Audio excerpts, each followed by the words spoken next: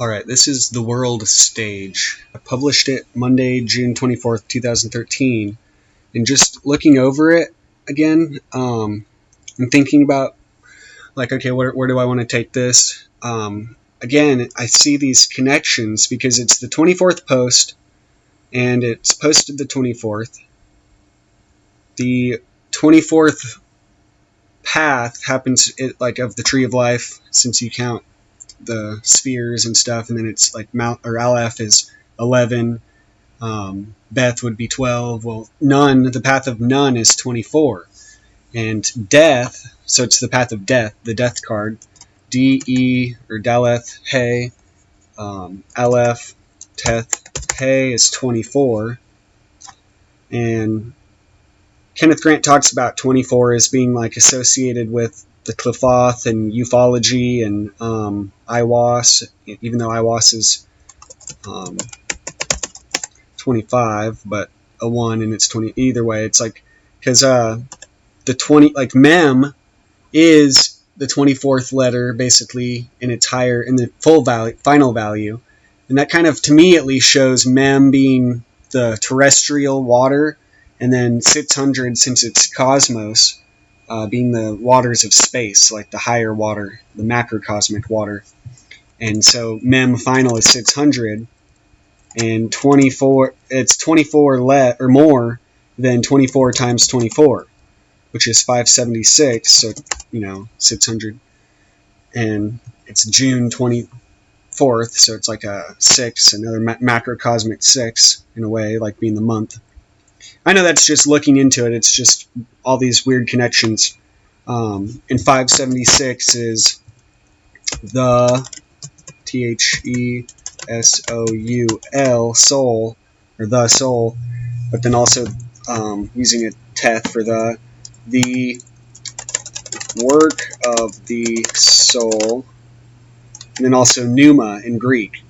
And then the verse in Liber Akbish, or the Ninth Arch, the Book of the Spider, mentions the great old ones, and the OOO, or the Ein Sof Or, which is, he relates 576 also to the cryptogram in AL being 4 times 3 times 6 times 8, and I don't know, it's just thinking about all these things and how they came together. And that's the thing, these numbers and these vibrations, these patterns, they kind of weave together. And so another thought I've had about this whole thing, I know that in the last post I was kind of tying in 555, because a lot of focus is given to 666, and obviously that's like the main key kind of to the Kabbalah of 9 chambers, obviously, because the Kabbalah of 9 chambers is 666. And that's the one given, like the key, the number given in the Bible. And yet, obviously, if you study the Kabbalah, there's mention made to the Eik Beker, or the Eik Bekor, or whatever, however you want to pronounce it, AIQBKR, which is simply the whole arranging of the Kabbalah, the letters in like the 1, 10, 100, 2, 20, 200, 3, 30, 300, 4, 40, 400, 5, 50, 500, 6, 60, 600, all the way up to 999, and that's kind of the calculator grid expanded in its three-dimensional aspect in a way, like in the cube, because you've got the single digits, the double digits, the triple digits, and again, when you look at like a gematria database, then and you align the contents, or like the values, from like simplicity and most obvious and most general to the more specific, it's like a densification in a way of some sort. Even though they equal the same number, it's the complexity, and yet it's somehow recursive and interconnected in a way that basically, like when you think of time, space and time, it's almost like the whole, it's the metaphor of the galaxy unfolding comes to mind, and how data unfolds but then folds back on itself, and it's kind of like a flower blooming. And I've used that metaphor before, but in a way that's what Malkuth and the whole tree of life descending and blooming, blossoming, and recycling is all about, really. But I quoted William Shakespeare: "All the world's a stage, and all the men and women merely players. They have their exits and their entrances, and one man in his time plays many parts, his acts being 7 ages." And then life is a play of light and shadow, Swami Muktananda. And so this picture was just some thing I found. I think of like the Wizard, or no, the Wizard of, no, what was it? Alice in Wonderland, I think. And just kind of shows the checkerboard, the black and the white, how there's certain overlays between nature and our mechanical, artificial overlay, and just these levels and stuff. The world of mundane, waking consciousness, called Jagrat, arises from a spectra of perceptual data received through the sensory organs. As with quantum physics, that which is perceived is necessarily distorted by the instrument perceiving it. So with the organs and the mind itself, which to some extent filters the data by its own ability or inability to pick up and comprehend the available information. What ends up going through or enters cognition is what makes up what Robert Anton Wilson terms one's reality tunnel. Merely a tunnel in that it is closed off in whatever degree to the rest of reality. This inability to receive certain streams of reality, or what have you, is not always so much an inability as it is a defense or survival mechanism. If one was fully plugged into all things, perceiving the total interconnectedness and simultaneity of everything, one would ultimately cease to be in the state of Jagrat and would enter immediately the state of Susupti, or dreamless deep sleep, void of all sensory input and mental movement. All would appear as it truly is, one as none. This state of preconceptual awareness is not normally perceived in an individual's waking life, though it is basically, the light and the shadow and the equations and the differences, the innate imperfection, that's why they imply the fall, the breaking of the shells and all that, and it just takes a cycle, or many cycles. Though it is the aim of meditation and mysticism to make this state of mind more easily accessible. See, and it's really not even a state of mind, but when you're in a state of mind, you kind of have to like go in stages or levels or grades to perceive it. But again, once you get to that unity, you kind of have a strange loop falling back down, unless you've, destroyed the vessel again, which that's what they kind of warn against, is destroying the vessel and losing contact with it. Between these states lies Swapna, the dream state, whose input lies for the most part internally within the mind and only secondarily externally, in that external influences may affect it but are perceived internally within the realms of the subtle body, i.e. astral, auric, etheric, etc. Beyond all of these lies Turiya, the superconsciousness. It's really between and interconnecting all of them, the substrate of all of them. In the Mandukya Upanishad, Turiya is described thus: Turiya is not that which is conscious of the inner subjective world, nor that which is conscious of the outer objective world, nor that which is conscious of both, but that which is a mass of consciousness. It is not simple consciousness, nor is it unconsciousness. It is unperceived, unrelated, incomprehensible, uninferable, unthinkable, and indescribable. The essence of the consciousness manifesting as the self in the 3 states is the cessation of all phenomena. It is all peace, all bliss, and non-dual. This is what is known as the 4th, or Turiya. This is Atman, and this has to be realized.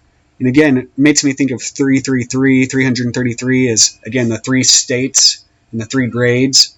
And it has everything to do with space and time, the set, even, of the mind. And so really, and what I've been trying to say is the 4th is that that sort of non-numerical state in between and beyond, and yet kind of giving the impetus or giving the actual energy for that geometric emergence in the first place, for existence and being. This almost perfectly equates Turiya with what Kenneth Grant terms the Mauve Zone, as well as this state of truth that is the Aeon of Maat. Nema notes that Maat is symbolized in the black hole in the antiparticle of the photon, or the shadow basically, or the cast-off reflex. This shows the level of depth to which Turiya Maat lies. Grant terms the Mauve Zone as the spaceless and timeless region between dreaming and deep sleep states of consciousness, which transcends the 16 kalas, and which is sometimes known as the 17th zone or kala. See the 9th arch, page 543. Similarly, Turiya is defined on page 551 as the fourth state of consciousness, which is really no state, as it releases from all conceptuality. It transcends altogether the worlds of body, senses, and mind. He mentions the 17th kala, which is similar to the 23rd Atu, or the 23rd tarot card, which is symbolic of the hidden tarot card, which is really the self in the cycle and having completed the cycle. The non-existent zone in which the existent ones operate. And again, it's like the wheel of samsara, and Mara holds the wheel of samsara, which is kind of a reflection of the Buddha in his legion, or in the differentiation. Essentially, the point in the omnipresent center of the Tarot Rota wheel of life, or Kala wheel, the Kala chakra. This is basically what I've been describing all along, and it is the true 0 point beyond 0 equals 2. And I've discussed this with a friend about how 0 equals 2 is, like I mentioned in the last post, Kenneth Grant even says it's not necessarily accurate. And you could say, oh, well, 0 equals 3, and that kind of goes back to the whole Taoist saying of like, from 1 comes 2, from 2 comes 3, and from 3 comes everything. And again, I've mentioned how the 3 is basically like a broken egg, or a hatching egg, or a broken seed. And like how 93 is the seed, so is 333, depending on if it's Samek or Shin. But 93 shows that bud coming out of the seed itself, and obviously that relates to the will and the sun going towards the light, and there's just a lot of, that's what I'm trying to show with the numerology, is that it's literally embedded in everything. Beyond the interplay of light and shadow is a higher state where duality ceases. For various reasons, I want to discuss certain connections I have found interwoven in the concepts set forth above. Anyone who has studied Crowley knows he was not only a high-level Mason, which can be debated because, it was an irregular Masonic body who gave him the 33rd degree, but if you actually study his work, he obviously transcended a lot of the then and even present day Masonic, limitations and whatnot. So, it's hard for people who, remain in these little boxes to judge effectively someone who has transcended multiple. But he was also a master at chess. Chess is a very symbolically Masonic game itself, and mystical as well. And even its checkerboard pattern is found on the temple floor. There are 64, or 8 times 8 squares total, equating the chessboard or the world stage, with the 64 permutations of the Tao, or Yi King. 64 is the number of change in Jewish gematria, and I Ching is translated as the Book of Changes. Change is also the formula of magic, energy tending to change, and death. 64 is also the number of Thelema in simple gematria, as well as true, i.e. true will. Most importantly, though, 64 is the number of 0 and Nuit. 0 as 8 times 8 shows the definite connection between those two numbers that I have already extensively expounded on. Grant notes the Mayacian connection of 64 as the perfect form of truth. a further allusion to the connection with the Maotian gnosis. The perfect form is Maat in manifestation, i.e. in full materialization. In other words, in matter. In confirmation of this interpretation, it may be seen that 64 equals aletheia or aletheia, truth. And, again, in asserting the predominance of the set complex, 64 equals Nabes or Nabez, Anubis, the jackal-headed deity of the Avites. See 2 Kings 17:31. Note also that 46, the astral reflex of 64, equals 2 times 23, denoting the twin currents of Maat 64 and Mu 46, infusing the waters of the 23rd path, the path of Mem, which again is symbolic of blood and all that, to which the word Ipsos is attributed by the Maotians. Anubis assists Maat in the weighing of the heart against the feather of truth. 8 is the last of the even numbers, and its association with time and spatial dimensions attest to its balancing and weighing components. God has arranged all things by weight, number, and measure. 8 is the ultimate height to Set's sept or 7, as Isis in her active phase, 7 plus 1, or New Isis. Being the number of Mercury, the scribe or messenger, it is right that gematria is 8 letters and its number 269 reduces to 8. Even the abbreviation for Mercury, Hg, is 5 plus 3, which is 8. The magic square of Mercury consists of 8 by 8 squares. Each row or column sums to 260, the number of Barachiel, the Qliphoth of Beth, or the Magus. The path not only has Mercury as its correspondence, but to add further connection, 260 is the number of Tyriel, the intelligence of Mercury. Note that 260 also reduces to 8. In Part 2, Chapter 2 of Night Side of Eden, Kenneth Grant notes that 260 enumerates K'amar or Khmer, blackness, or priest, i.e., black priest or magician. Also, Monim, sorcerer. This is the Kala of the sorcerers, who transmit the light direct from beyond Kether to Saturn via the formula of duality. See, the path of Magus, or the path of the magician, connects Kether and Binah. It's the direct connection between the white and the black, or the light and the dark. Duality is expressed zoomorphically by the twin serpents Od, 11, and Ob, 9, and by the ape, the shadow of the Magus, who, according to tradition, distorts and perverts the word of the Magus, thus making a mockery of his work, as do the Black Brothers with their formula of duality, i.e. illusion. It is 1 reflected that becomes 2, likewise 11. 11 is the number of those who are of us, page 163. 11 is the number of manifest duality, the magic force. Note, Grant says magic is the control of the Qliphoth, 11. Further on, in the Night Side of Eden, Grant says, the Black Brother is double-tongued as the serpent, which is significant, for the magical power ascribed to the obverse aspect of which this path is the tunnel, is the gift of tongues, the gift of healing, and a knowledge of sciences. The healing here, however, is a healing of the ego, which merely aggravates with illusion the disease of false identity, creating thereby a chain of endless suffering, the suffering cycle. Likewise, the sciences of which knowledge is given are the sciences of darkness. Yet it must not be supposed that these are necessarily evil.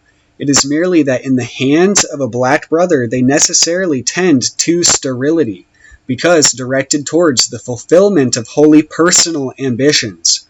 The dark sciences of this path contain the secrets of the Kalas of the void, and of the Kalinian current which obtains in the Widdershan's world of anti-light.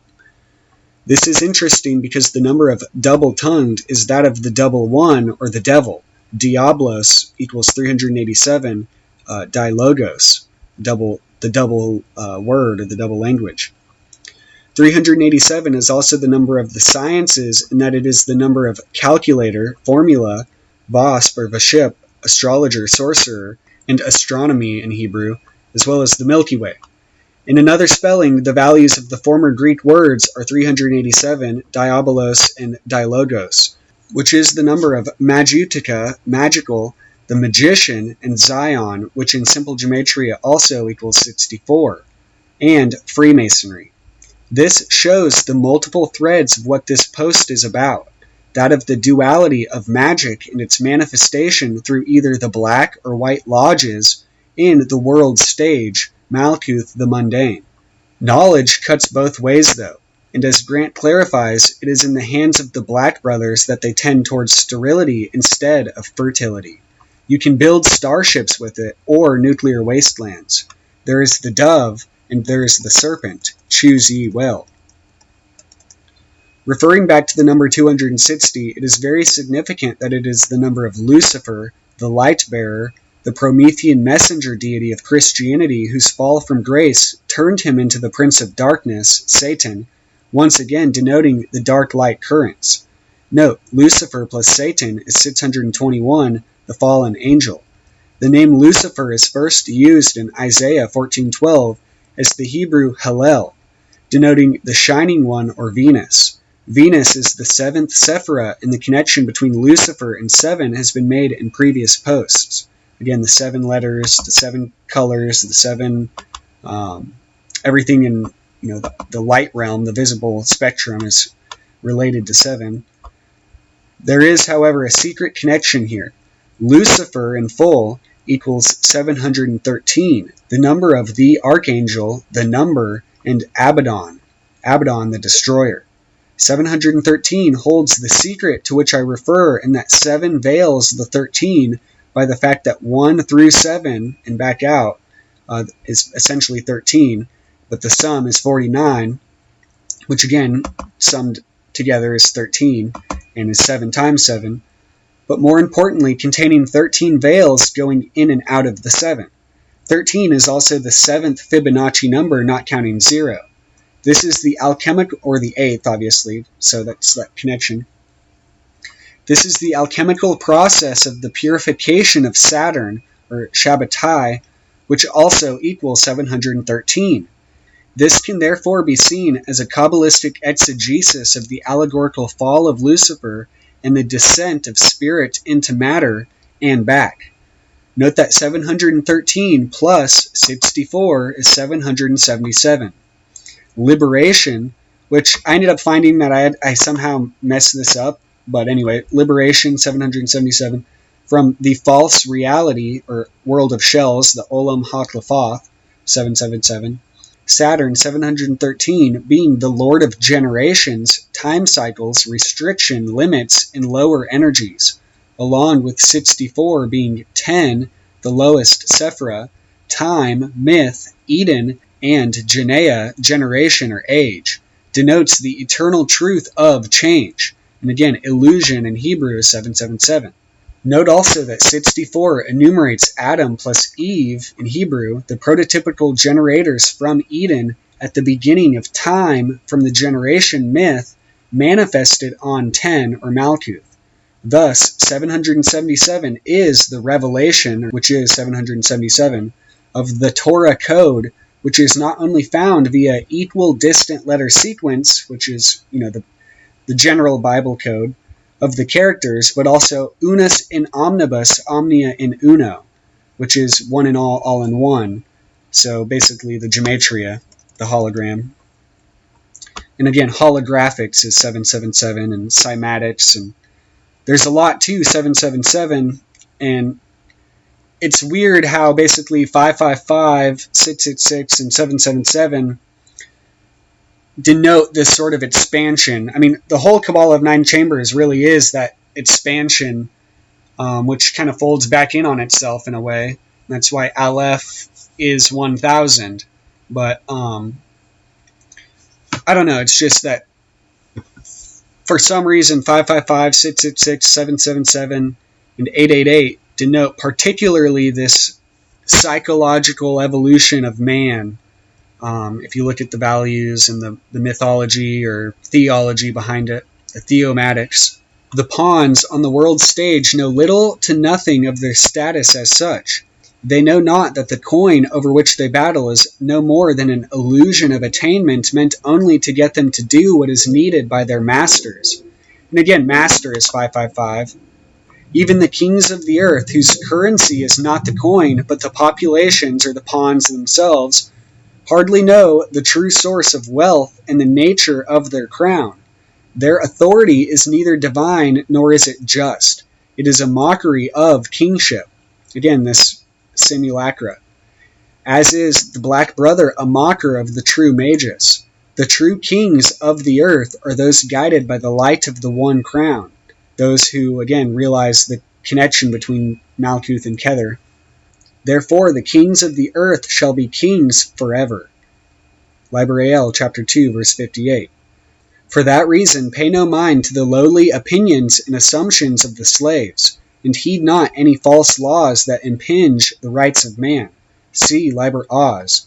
To burning flame, jagged rock, and freezing water may I be condemned, but forever with strength may I return therefrom.